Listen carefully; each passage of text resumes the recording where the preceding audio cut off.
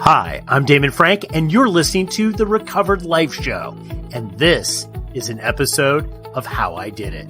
Every episode, I talk with someone in recovery about how they've been able to stay sober. We dive into what their life in addiction was like and what their life in sobriety is like now. Remember, addiction is a life-threatening condition, and the information in this episode is provided as a resource only and is not to be used or relied on for any diagnostic or treatment purposes. This is not a substitute when professional diagnosis or treatment is needed. Now, let's jump into the discussion and find out how they did it.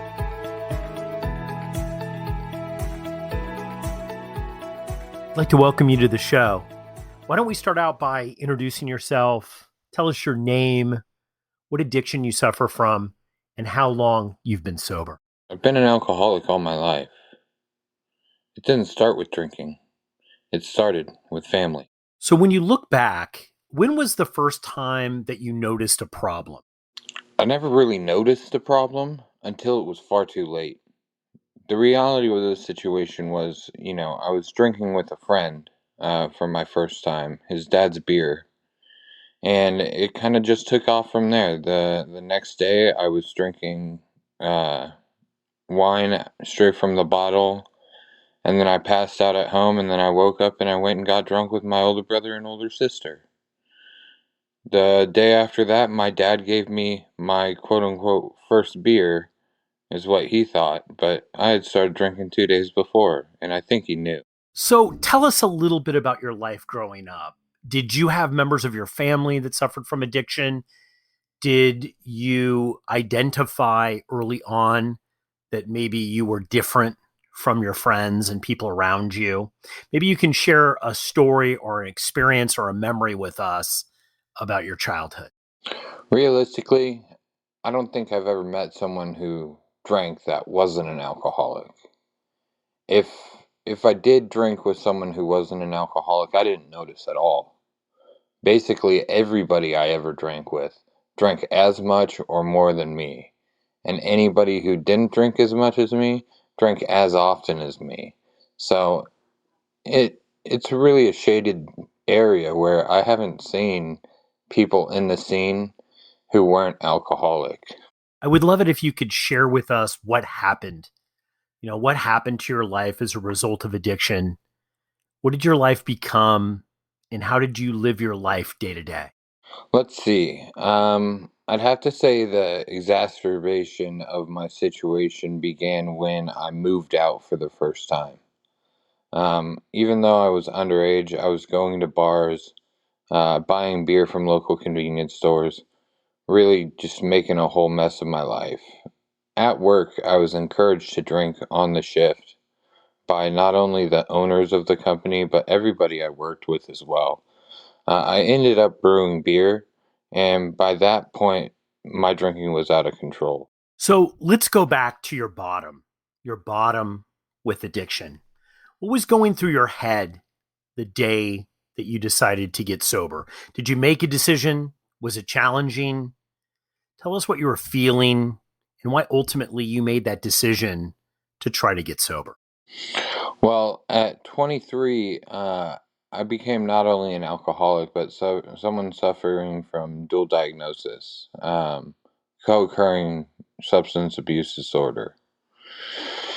And it wound me up living out on the street because I wasn't taking medication and I wasn't listening to the people in my family or friend group telling me to get help. I just wanted to be left alone. I felt like this is how it is now and this is how it has to be. So I'm just gonna live in this. And ultimately, it gave me the opportunity to realize at some point that I had a problem and I needed to take care of it, and no one could do it for me. I had to do it for myself. So I decided to turn the other cheek on what it meant to be homeless and recognize that I didn't have to live in this disease as well as, be without shelter. So I decided one day I could get real specific with the story because I remember like it was yesterday. I was on the streets of San Diego, and a guy named Sal was passing out in front of a coffee shop. So I gave him my blankets and told him where he could go bed down for some safe sleep. And he took up off the road and bedded down where I told him to. And I waited a couple hours, and around noon, he met up with me and gave me my stuff back. And he had some beer with him. And he gave me a paper cup, a little 8-ounce paper cup, and filled it with beer. And I was standing on the street, it's noon, and I'm drinking out of a paper cup on the side of the street. And I was like, you know what? This is fucking over. I am done with this. This is trash. I need to clean my shit up. And that day, I decided to head downtown, catch a meeting, catch a meeting the next morning as well. And then I took off towards Los Angeles on foot, doing yoga on the beach twice a day, at sunrise and sunset, and just walking in between. I'd take a break around noon, catch lunch, catch a meeting, and that is how I got from San Diego to LA. After you decided to get sober, what did you do? What actions did you take? I'd love it if you could discuss your first month of sobriety. What worked for you? What didn't? 10 days I was just walking on the beach, and I was checking out different beach towns, really taking in like the essence of Southern California living. I mean, I had lived out there in my early teens when I took my first drink, but I found myself back in Northern California where my drinking got out of hand, and I headed back down south eventually when I was on the street. But the first month was, I had made it to Northern California during the mid-month, and I was experiencing a lot of the rain, and when you're living out there and it's raining, you got nothing you can do. You're just wet and freaking miserable.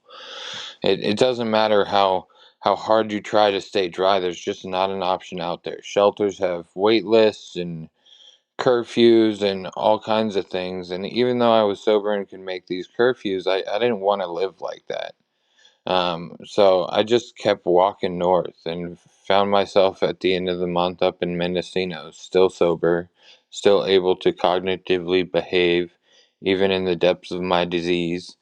And it was just, I could tell life was different, and I knew how, but I wasn't sure in the beginning of how I was going to keep it. So, what's it like now? Now that you're sober, tell us some things that have happened as a result of you being in recovery. I think the biggest things that happened in recovery were the deaths that I started to see. I was in my late 20s, and now I'm 35, but in those late 20s I had to call my older brother and tell him that his best friend died from an overdose. And he was in shock. I was in tears. He was in shock.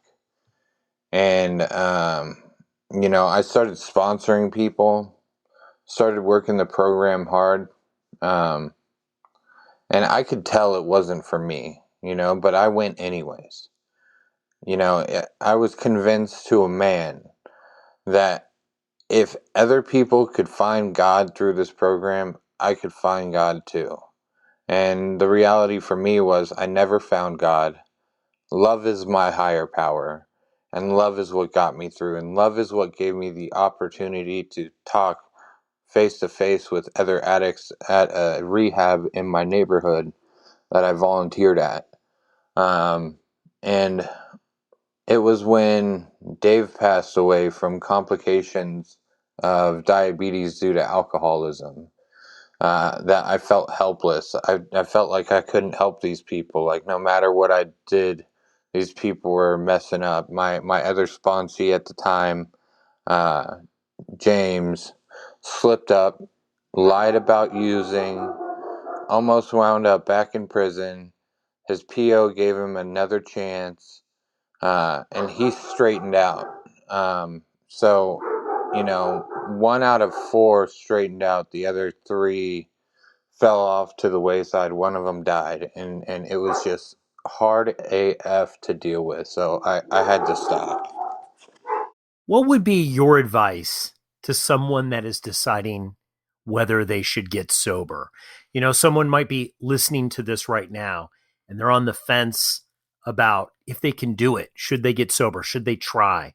Maybe they've tried and it hasn't worked. What advice would you give to them? My advice would be sometimes you find a $20 bill on the ground. That doesn't happen with alcohol. If you want to get sober or have to get sober, you're going to have to do it yourself. You're definitely going to need other people to help you along the way, but you have to want it for yourself. If you don't want it, if you're lying to yourself about wanting it, you're going to relapse. You're going to F off. You're going to do whatever you want to do to get drunk, get high, and get, messed up in whatever way possible. And there are going to be people concerned about you the whole time you do it, and those people, if you love them like you say you do, if you love yourself like you think you do, then getting sober isn't an option. It's a necessary step to completion. We all got to do it sometimes. Some people wait till the day they die. And, it's sad to see those people go, but the reality of the situation is there's a good life for us out there, and we have to be willing to take it for ourselves. Hey, if you like this episode, think about supporting us by becoming a Recovered Life Plus member.